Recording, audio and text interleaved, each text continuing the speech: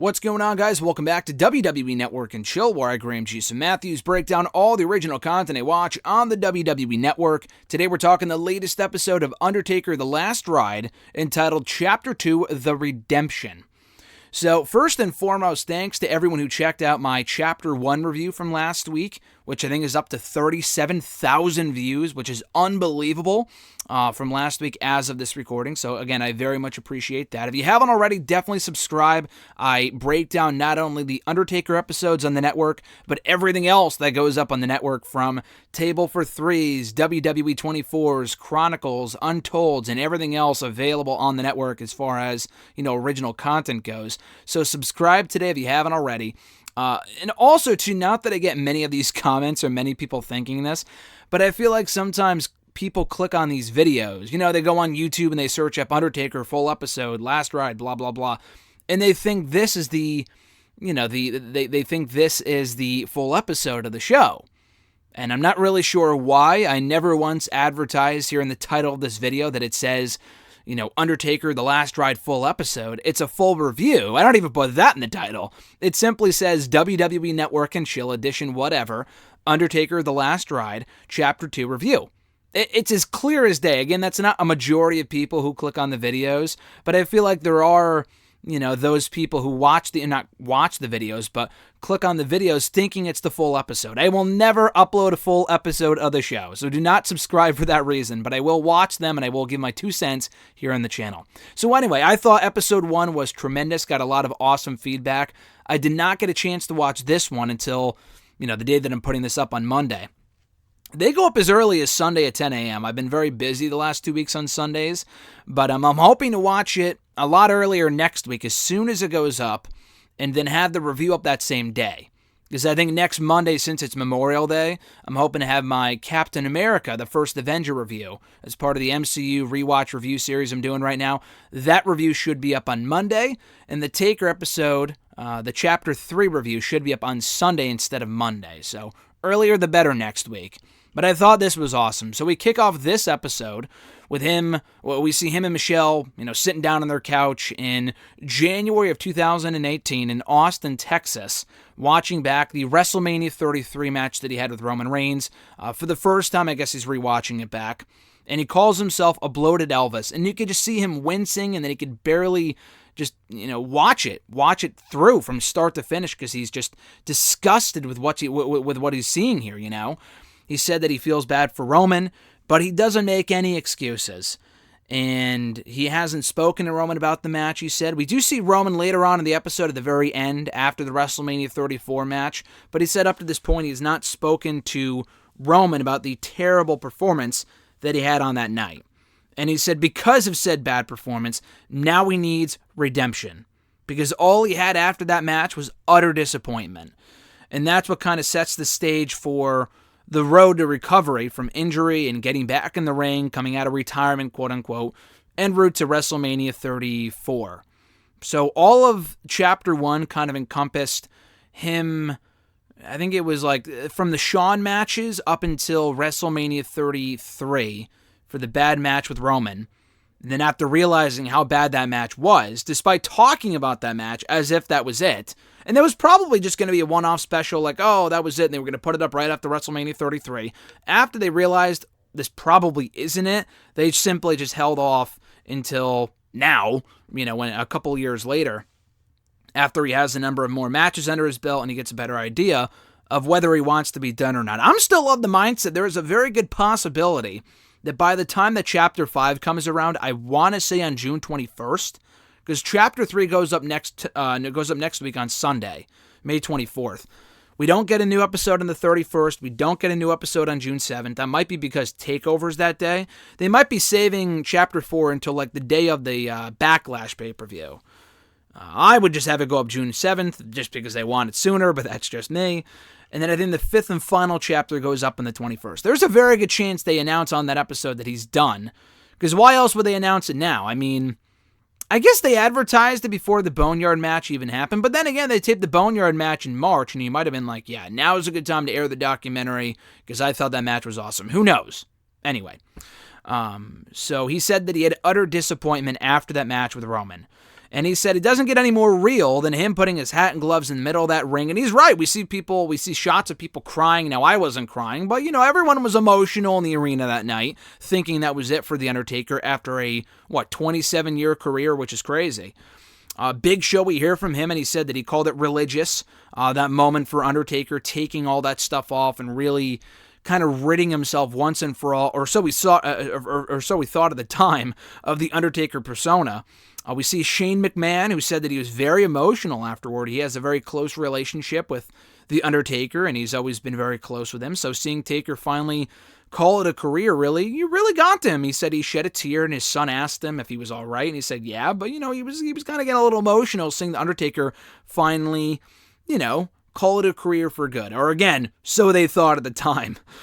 Michelle McCool recalls, his wife, of course, recalls him breaking character for the first time after a near 30-year career after the match when he kissed Michelle at ringside. They kind of talked about that at the end of last week's episode. But Undertaker said that was 100% real, and that was 100% him supposed to be saying goodbye. We hear from Roman. He's kind of silent, really kind of to himself after the match. We see him just kind of sitting down, all sweaty and whatnot, really emotional. And said it made him emotional too, not only being the one to end The Undertaker's career, but just the fact that it was finally over after all this time. I mean, he grew up a fan, Imagine growing up a fan and then being able to retire that person. It's not a joyous moment. It might be a cool career accomplishment, but in the moment, it's like, man, his career is, over after all this time, which is pretty crazy. And Roman says he does not regret anything. And again, they kind of had that moment to make up at the end of the episode, so thankfully this is not the last we see of Roman on this episode. But for him, he said it was hard to fathom, just kind of to be in that moment, to be able to be the one to, again, not end the streak, but end his career. Or again, so he thought. I'm going to be saying that a lot on this episode. Or so he thought, ending his career. I'm sure he feels a lot better now than he did back then, knowing that wasn't his last match. And he doesn't say that it was a shit match. He does say, was it perfect? No.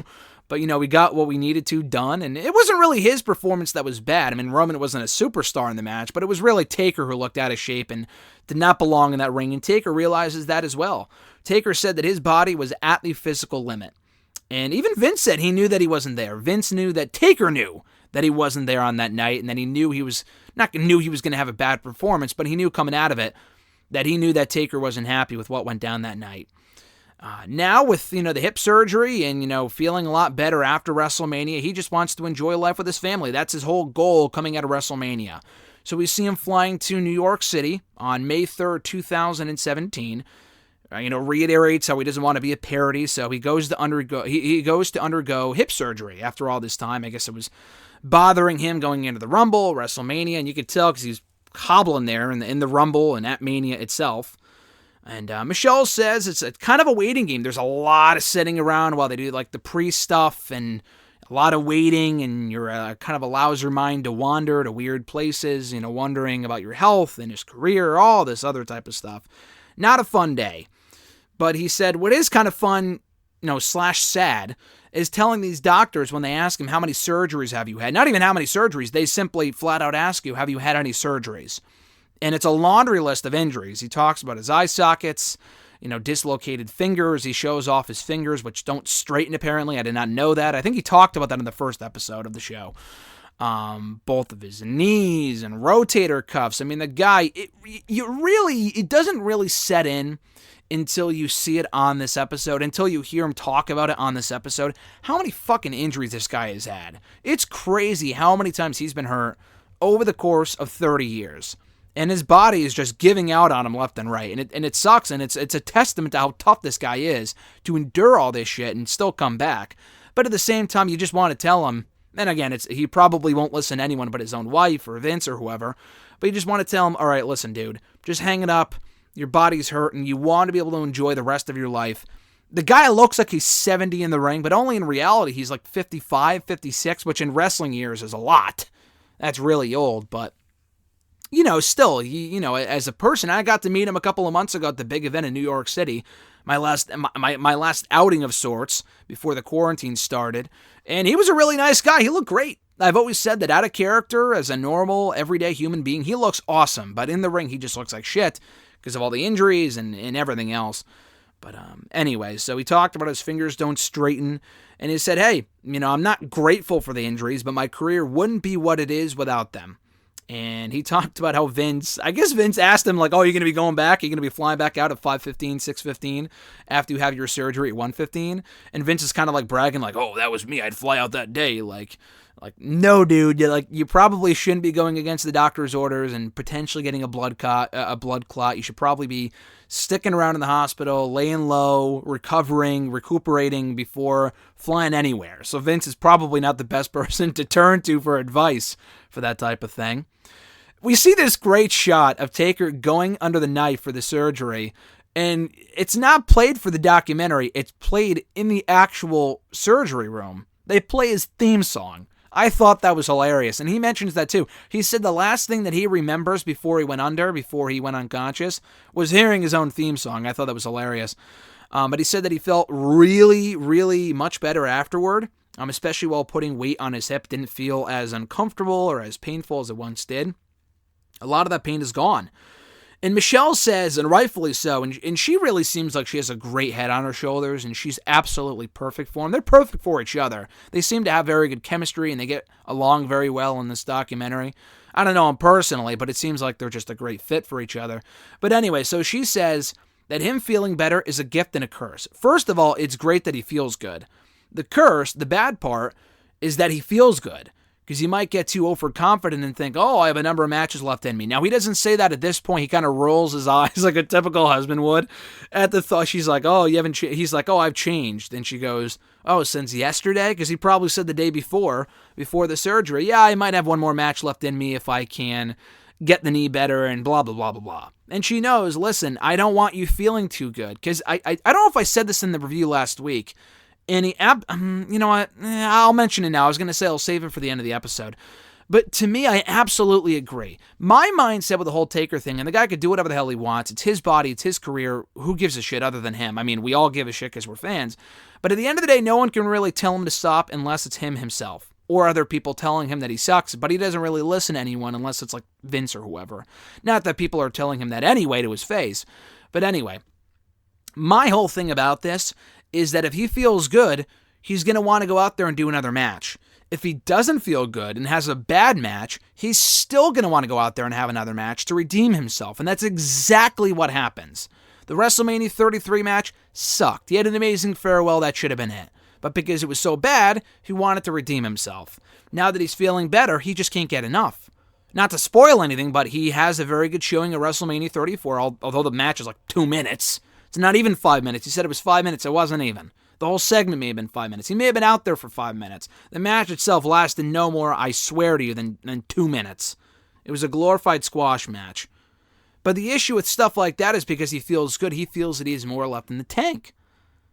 But he did say multiple times on this episode that he wants to leave people thinking that he has more left in the tank, which is true. Then don't go out there and have more matches. So it's a lose-lose, I feel, either way. Regardless of whether he steals the show or he stinks up the joint, he's still going to want to go out there and have more matches.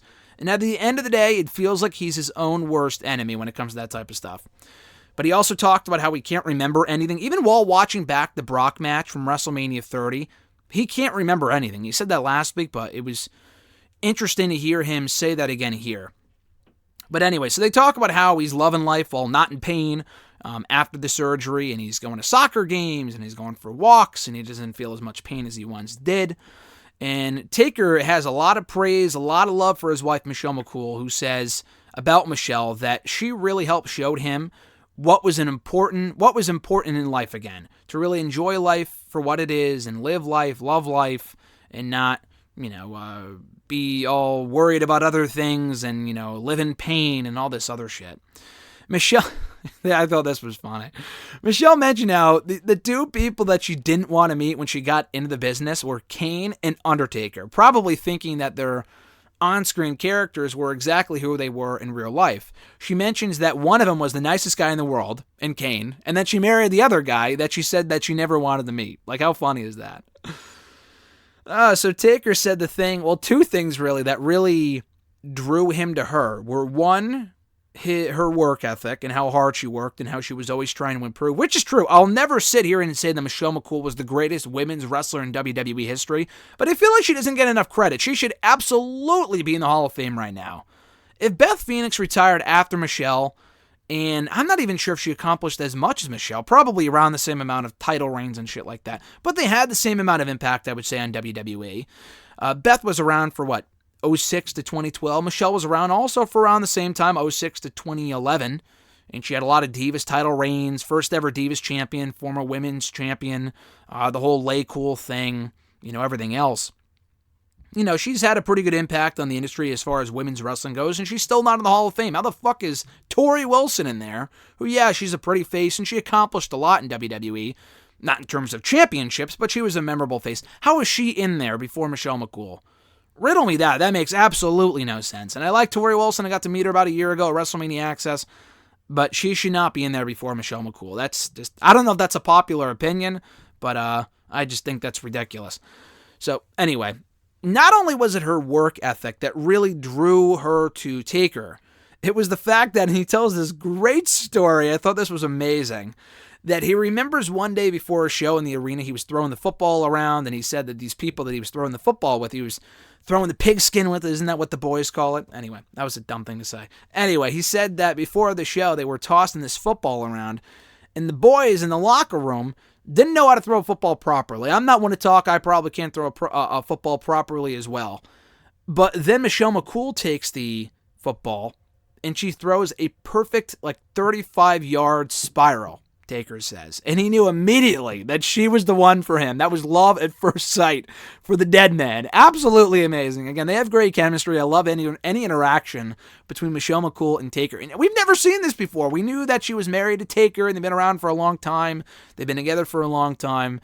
But we never knew that they had such great chemistry because since Taker's never really on TV doing this type of stuff, we never really see her doing this type of stuff with him, And we finally get to see that for the first time here. Not that it's really all that important. I just think it's amazing.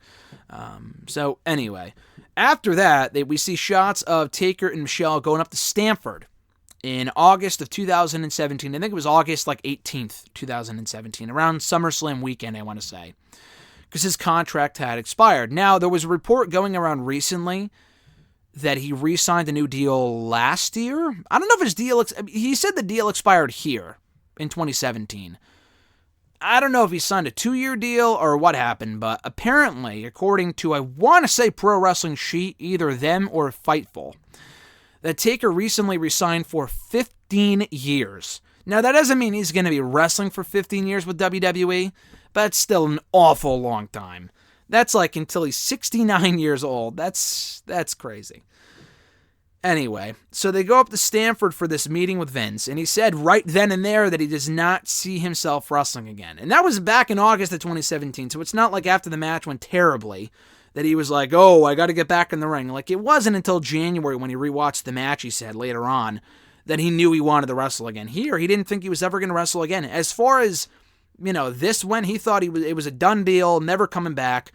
Granted, WWE never really made it official that he was done, but they might have just left the door open because they always leave the door open with that type of stuff. Unless someone is officially retired, they can't wrestle anymore, they always leave the door open for another match in case it happens. Unless, if they retire on their own terms, they always tease another match and stuff like that because they don't really know for a fact. Taker talks about in the car before they meet up with Vince how if people want to know how Vince is, it's his TV persona amped up to a 12. From 0 to 10, he's a 12 whenever he sees him in person, because that's just who Vince is, all right? They talk about how Taker's mom, who I guess is still around and kicking. Vince is only 55, so I guess it would make sense that his mom is still around. But he says that his mom always makes fun of how Vince walks on TV. So I'm does he actually walk like that? I can only imagine Mama Taker saying actual Taker, does Vince walk like that in real life? That's just funny to me. And he actually admits that he doesn't say this, but he kind of talks about the Vince McMahon Jedi mind trick. How whenever you go into a meeting with Vince, anything that you wanted to say or get off your chest is never actually said. And then you leave the meeting feeling good about yourself, but not actually getting what you want. And that's just the type of persuasion that Vince has on people. He even said, I think this is a great line, I've heard this before, that Vince could sell ice to an Eskimo. That's like how convincing he can be, and manipulative to a certain degree. And even Taker admits that here. But they talk about the relationship, and this really got to me. I thought this was amazing, really emotional stuff. This almost made me tear up. When they talk about the relationship that Vince has with Taker and how Michelle says that, Taker named his son, and it must be his son from a different marriage because they don't have a kid now. They have 2 girls, Taker and Michelle do. Now that may have been from the marriage with that woman Sarah. I don't know, but she said that Taker named his son Gunnar Vincent for a reason, after Vincent Kennedy McMahon. And she said that they would definitely take a bullet for each other. And he says that too. He goes, I would take a bullet for that man, and he would take a bullet for me. That's how much we love and respect each other. He says that Vince has always been influential on him, and that, we hear from other people like Bruce Pritchard, who says that Taker was always by his side, by Vince's side, and he was the one person who always spoke up to Vince when he wasn't, approving of a certain idea or a match, or he had something to say to Vince. He would always speak up. And even Taker said, and Michelle had said this as well, that he was one of those people that never left. A lot of stars left WWE for WCW in the Monday Night Wars, you name it, they left, whether it be Bret Hart, who was also very close to Vince, Bret Hart, Scott Hall, Razor Ramon, they all left for WCW, but not The Undertaker. Now, Shawn never left, but he did retire. Triple H never left, but that's where he was previously. I think Taker worked very briefly as Mark Calloway. I forgot what his name was. I was just reading about it. It blows my mind. I mean, someone I'm sure will notify me in the comments. Whatever his name in WCW was. I was just hearing about it in Jim Ross's audiobook, which I downloaded from Scribed. Great book, by the way. It's for free if you sign up for the free 30-day membership. And that's not meant to be a plug. I'm just mentioning it because it's a great service. But anyway, they bring up how he was there very briefly. But other than that, he never left WWE, especially when the times got tough and the goings got gone, with some people taking off for WCW. He was always there. He never left. Vince calls him the most loyal performer he's ever met. And that Taker says that Vince is like a boss to him. He's a boss to him. He's a friend. He's like a dad. He's like a brother to me.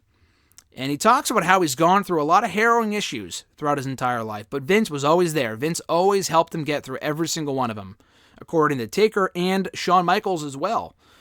And I guess Vince told him one day, not get over it, but like he had some words of wisdom, like, oh, you need to, move on or whatever. And Taker said that if that was anyone else, nothing would have stopped him from just punching them in the face. But because it was Vince, it really hit him hard. He really let that sink in.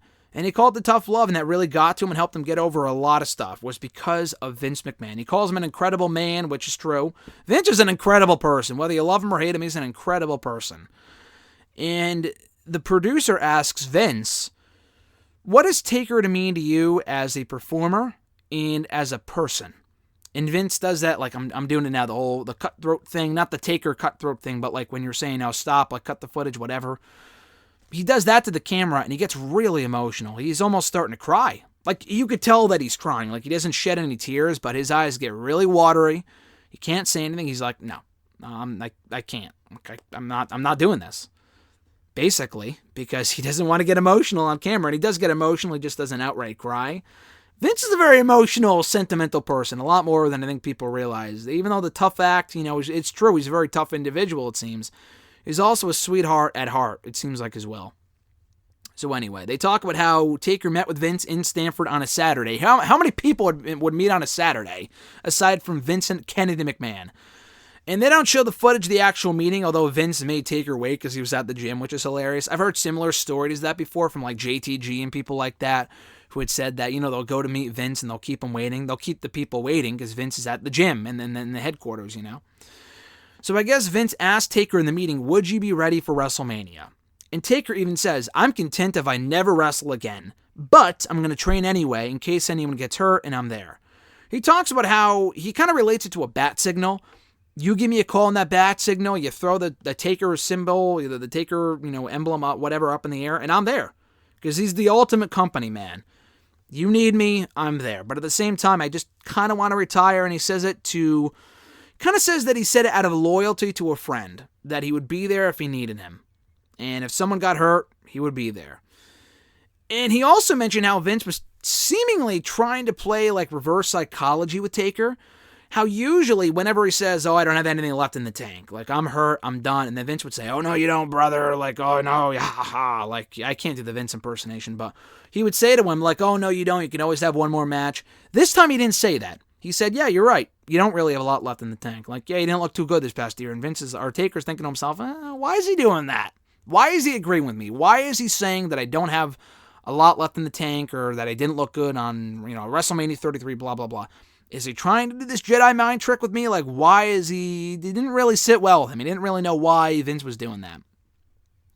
So we see Taker about 4 or 5 months later, backstage at the Royal Rumble 2018. Great show. I was there. I remember reading reports that Taker was there. It's like, oh, will Taker appear in the Royal Rumble? Like, no shit, he's not. Like, no shit. I know he was in the Raw 25 show like 6 days before. I was at that show too, not at the Manhattan Center one. And by the way, there's a great not sneak peek, but like extra clip bonus footage of Taker at Raw 25. They don't include it here. This is an hour long, by the way. I forgot to mention that earlier. The first episode is 55 minutes. This is just shy of an hour at like 59 minutes. But anyway, they show great footage of him at the Manhattan Center for Raw 25, and it's like a 6-minute clip on the WWE YouTube channel if you want to check it out. For this, though, he's backstage at the Rumble, and again, I remember reading reports while I was there, oh, Taker's in the area. No shit, because his wife is in the Women's Rumble. That's why he's there, is because she's in the Rumble. It was ridiculous. But he's asked backstage. He meets up with Kurt Angle, which is cool after hearing about the relationship that they have. On the last episode, we see him meeting up with Ric Flair.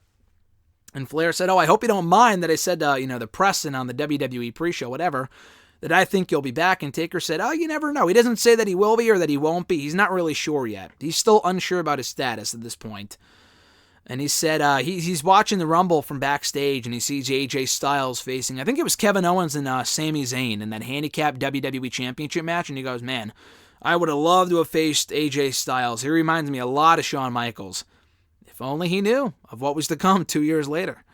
But anyway, we see him meet up with Seth Rollins backstage, and Taker's like, hey, how's it going, man? Good to see you. Like, he's really happy to see Seth Rollins, which is cool. I love the camaraderie backstage between all the wrestlers. Like, you would never really think that they're so close as they are. I mean, I guess it would make sense because they're always on the road. But someone like Taker being excited to see Seth, it's just really, something about that's just really cool to me. So he takes a seat backstage. He's not in the match, he's not in the Rumble this year, but he is backstage watching his wife work. Michelle McCool was in the Women's Royal Rumble. Not much of a shock to people considering she was on Raw 25 like the week before, 6 days prior. But he loves watching her work, and he enjoys the match. She got a lot of eliminations. I think she got the most eliminations out of anyone in that match at like 4 or 5 or something, and she looked really good. So anyway, Taker said that after that match, not the day after, but like soon after, he got a call from Vince right after the Rumble about having a WrestleMania match with John Cena. Now, he said it wasn't even a thought of coming back, and he wasn't like entertaining the idea until he watched back the WrestleMania 33 match for the first time, which is where the opening to this episode comes from. Coming out of retirement, quote unquote, wasn't even an idea in his mind until he, watched that match back with Roman Reigns from WrestleMania 33. And he realized, he thought at that point he had one match too many. That's how he felt, because the match absolutely sucked. So that's when the process began for him to redeem himself and have this big redemption story to have this, not only just look better than he did at WrestleMania 33 at WrestleMania 34, but also to steal the show. That was his new goal. So WWE brought down a ring for him at some abandoned shop or whatever in Austin, Texas. Not that he was committed to coming back at this point. I forgot to mention this, but he was still teetering on the line of should I come back, should I not come back? And he said he would give Vince a deadline of whether he will or won't by Elimination Chamber, which would add up because... So what happened was Cena came back. He was in the Rumble, lost. He was in the Chamber and lost. And he was also at Fastlane in a WWE title match and lost. It wasn't until the next night on Raw that he came out and said, I want Undertaker. They were not planting the seeds for the match until March. So I know people were saying, Cena might interact with Taker on the Raw 25 show, which would have been a great way to set up that match. but Taker wasn't even sure if he'd be back yet. Vince then, he said, according to Vince, according to Taker about Vince then pitched the idea for the match until after the Royal Rumble. So the whole Raw 25 thing wouldn't have even worked out anyway.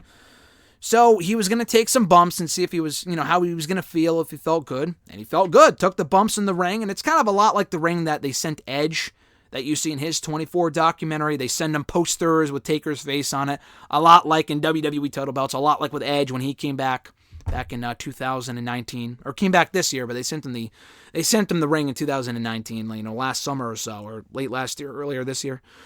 I think it was late. I think it was late last year that he was training in the ring with like Beth and Dash Wilder or whatever. So he felt good. Taker did after taking the bumps in the ring. He told Michelle McCool to record himself in the ring, and she did. And then he told the camera at the end, "I'm not as good as I once was, but I'm as once good as I'll ever be." Or like if I can do this once and I can knock it out of the park for one time out of the year. I feel great. And he said that to the camera, and he sent it to Vince on the day of Elimination Chamber. Basically saying, or he did say, "I'll see you in New Orleans. I'll be there."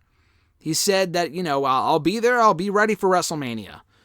And he said Vince must have been excited to see Taker move like that again. And Taker really wanted to be prepared as possible, as prepared as humanly possible to go out there and not only, look better than he did the year before, but again, have the match of the night at WrestleMania 34. And he didn't. It was a 2-minute match. But in his mind, he thought it was going to be like a 30-minute match with John Cena. Which it wasn't, but that's what he was expecting and preparing for going in. So he said that he was 318 pounds at the time. That's unbelievable. He's a big dude. Again, I've seen him in person. Like, I've met him before and in person. He doesn't scream 315 pounds. He's obviously like 280 or whatever. 315 just seems like a lot. But he wanted to lose a lot of that weight before he got back in the ring. He had to work on his cardio. That was another thing. That was the big goal for this comeback at WrestleMania, was to work on his cardio, get it back up to speed again, back up to where he wanted it to be. He said, if I can go out there and steal the show at WrestleMania 34, then I can go out on my own terms. And honestly, he did this year, which makes me think why he might retire after WrestleMania 36. Because I would argue he did steal the show at WrestleMania 36 against AJ Styles. Granted, not in a traditional match. It was the Boneyard match in front of nobody. But it was still a great match and very well received. And I think now would be as good of a time as any for him to retire in his terms. But anyway, he talks about how he didn't think about this workout being as physically taxing as it's been. And he even outright says, "I should not have been in the ring last year." That was a very hard pill to swallow for a lot of people watching this, and for him to even say. He admits he should not have been in the ring in 2017, which makes me think, did he feel that way in 2019 too? Which is why, we took the initiative and told Vince, "I will not be at WrestleMania this year." I just think that's weird that he wasn't at WrestleMania. Was that why, though? Because he didn't feel like he should have been in the ring last year, so that's why. I guess we'll find out soon enough. So, we hear from John Cena, who cut the promo about wanting Taker at WrestleMania, and Cena was so happy with the story they told. He talked about the storytelling and how he thought the anticipation was there, and he just gets goosebumps thinking about how great the story that they told was, about how whether Taker will show up or won't show up. Now, yeah, it would have been a great story had they not just done it 4 years earlier with Bray Wyatt, about Bray Wyatt calling out Taker, "Oh, will he be here? Will he will not be here?" They did the exact same fucking story with John Cena, which is why that feud, to me, is so forgettable. I remember nothing about that quote-unquote feud because Taker was never on TV, and Cena's promos were all the same. So I remember really nothing about that feud except for what was shown here. So Taker, guess who they brought in to work with Taker in the ring? You know how Edge brought in Dash Wilder? Now, granted, he's close with Dash, and if you thought that was random, then you'll never guess who he worked with here. Not like a top star, not even someone that you would ever think of. Fucking Primo Colon. They bring in Primo, which again, Primo seems like a really cool guy. Just as a performer, I have not given a shit about these people, the Colones, in years and years and years. And they do say as Primo Colon, former WWE superstar, because, this just came out and he got fired a month ago from the releases. But you would think that he was a former WWE superstar 3 years ago, because the guy has not been on TV as a normal member of the roster, literally since 2017. But apparently Taker thinks very highly of him. They get along very well, and they've been working together for the last 2 weeks going into WrestleMania 34. And Primo even says Taker does not phone anything in. It's either Taker at his fullest or Taker just sucks. He doesn't say that, but it's basically what he's implying here, that he phones nothing in. Taker says that this is the best version of himself since WrestleMania 25. Now that's saying a lot. Not even the second Shawn match, but the first one. That's how good he feels going into this match. The best he's felt in almost 10 years. He talks about how it's all about his pride, it's all about his legacy, that's what this match is about. So he arrives at the arena for WrestleMania 34. He mentions the speculation about Kid Rock being inducted into the Hall of Fame that same night and how people thought that the American Badass would come back. He never follows up on that. We see him trying on his attire and his hat and whatever backstage with Mark Carrano and someone else. He doesn't talk about like, oh, I would love to do that, or like, oh, it's not going to happen, or people might be disappointed. I mean, it was cool they acknowledged it, but it would have been nice to hear more from Taker about the whole American Badass thing. Was he wanting to do it at that time? Was he expecting to be the American Badass? Would it have been cool to be the American Badass? They never really go into more detail about that. If there was any one regret, any one nitpick I have about this episode, it would be that. It's not anything major, but it would be nice to hear from Taker himself about how, was that something that he was interested in, or was it just that? A rumor, a report, a fantasy, whatever. And no, I'm not reciting Bohemian Rhapsody here. So anyway, he said that it was an honor to be in the ring with John Cena that night, and that he recalls only one match they've ever had against each other before, that being at Vengeance 03. And I know that because they showed footage of the match here, of Taker beating him on that show, not right after, but it was about a year after Cena debuted on the main roster. They didn't show the footage of Taker, showing respect to Cena backstage. They showed that in Cena's Ruthless Aggression episode from a few months ago. They don't show it here, but that's another piece of history they have together. So anyway, they talk about how they kept his return under wraps. They kind of, drive him all around the arena behind these like black curtains, which they kind of did like for the Hardy Boys. Basically what they did for the Hardy Boys and anyone else who returns to the company, they really keep their return under wraps. The thing is, didn't everyone just assume that Taker was going to be there? I know he wasn't at backstage or Raw leading up to WrestleMania, but Cena ain't going to call out Taker for no reason. So why the hell would it go through all these hoops? And, Taker even talked about how he felt like he was a part of Specs or, Spec Ops or whatever, like he felt he was undercover. That's the great extent that they went to protect Taker's identity and the idea and the fact that he was there from getting out. It's like, did anyone expect him not to show up? Like, I think we all kind of figured he would show up in some form or fashion, so I thought that was a little weird.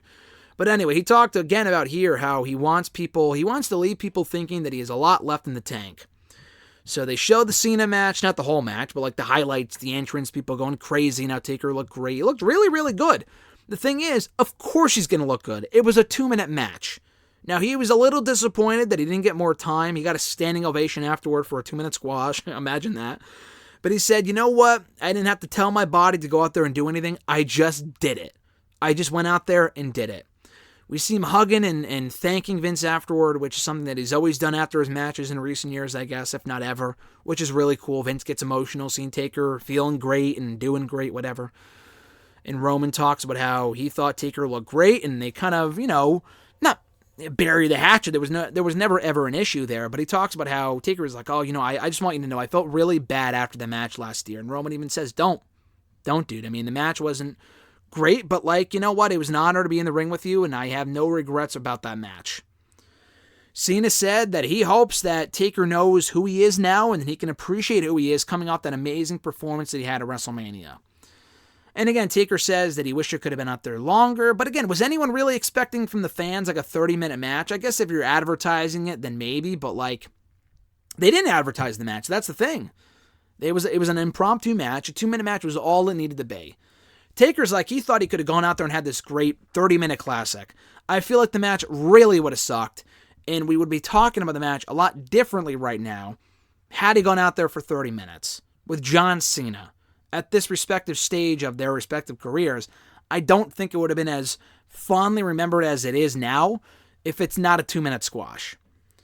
So he says now, when the producer kind of asks him, is this it for you? He says, you know what, I can retire now if I want to, but I'm not going to give you an answer because I can't give you an honest answer. I could say I want to retire or I am retired, but then I won't be, or I'm not retired and then I am. Like, he can't give an honest answer. And that was the end of the episode. So the next episode going up next Sunday, which I hope to have a review up by late Sunday next week, talks about how obviously he's not done. Not only did he come back, he came back a month later for a fucking casket match. I think it was a casket match, wasn't it? With Rusev at the Super Showdown show. Not Super Showdown. What was the Greatest Royal Rumble in Saudi Arabia? He came back for that shit. They showed the footage of the matches he had on a house show against Kevin Owens, I think at Madison Square Garden. We see footage of him coming back for the Saudi shows and Super Showdown and Crown Jewel. And he even talked about, like, that was a train wreck. And even Triple H says everything that could have gone wrong did. The match sucked, which it absolutely did. Taker thought it sucked. Triple H thought it sucked. They all thought it was terrible. So we're all anticipating, like, we're all awaiting his comments on the Goldberg match from last year. I'm just as anxious, if not more excited, to hear his thoughts on that Crown Jewel match. Because the Goldberg match, as bad as it was, this match was even worse. Shawn Michaels looked the best out of anyone, and that was his first match back in like 8 or 9 years. That's embarrassing. Taker looked bad. Triple H looked bad. He got hurt. Taker got hurt. Kane looked bad. His fucking mask came off. The match was terrible. So I'm looking forward to hearing all about that and, you know, whether he can leave or he wants to leave or if he's done. Again, it's what I keep going back to. Taker feels great, so he feels like he can wrestle more. But then you get back to, oh, you know, the match sucks and I need to redeem myself. So either way, he feels compelled to continue to wrestle. And he's looking for that one match that he feels like he can hang his hat on and just ride off into the sunset to.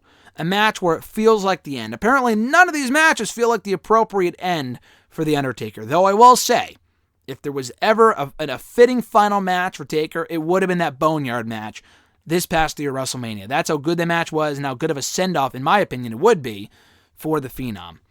But anyway, guys, thank you for checking out my review of Chapter 2 of Undertaker The Last Ride, entitled The Redemption. Very good episode. I cannot stress enough how good the show is, how good this documentary is. I'm very excited for Chapters 3, 4, and 5. Chapter 3 coming up next week. And 4 coming up, I want to say, on June 14th, the same day as the Backlash pay-per-view. And then Chapter 5 on June 21st. So looking forward to those. It looks absolutely amazing. Easily one of, if not the best documentary they've ever put out. And I love that it's a 5-part series and it's not like, oh, one episode. Like, I'm not watching The Last Dance right now, but I feel like it's a lot like that. Last Ride, Last Dance. Like, it's a multi-week special and not just like, oh, one documentary on, this is it. Like, you know, we got that with Edge and it was a cool 24, but with Taker, we need a lot more than 60 minutes, and I'm glad they're doing that. And these aren't short episodes either. It's not like, oh, 20 minutes, 20 minutes, 20 minutes. This was 59 minutes long.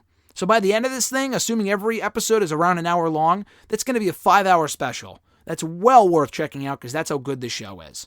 So anyway, guys, thank you as always for checking out my reviews right here on WWE Network and Chill. Be sure to like the video, drop a comment, share the video. And if you haven't already, definitely subscribe for more daily content. We have my review of Undertaker The Last Ride Chapter 3 going up next Sunday, I believe. So in the next couple of days alone, you're getting a lot of content going up here on the channel. Today you have the Undertaker Chapter 2 review. And this is for people that are currently are subscribed, and for those that should be subscribed. So today we have this. Tomorrow is my review of the latest installment of the MCU Rewatch Review Series. We're breaking down Thor. That's going up tomorrow. And then on Wednesday, #AskGSM, also potential live stream. I don't do live streams often, so we may be doing one next week. On Wednesday of this week, with Mr. Marceau and potentially Alexis, breaking down Double or Nothing from Vegas, which RG and I were in attendance for about a year ago.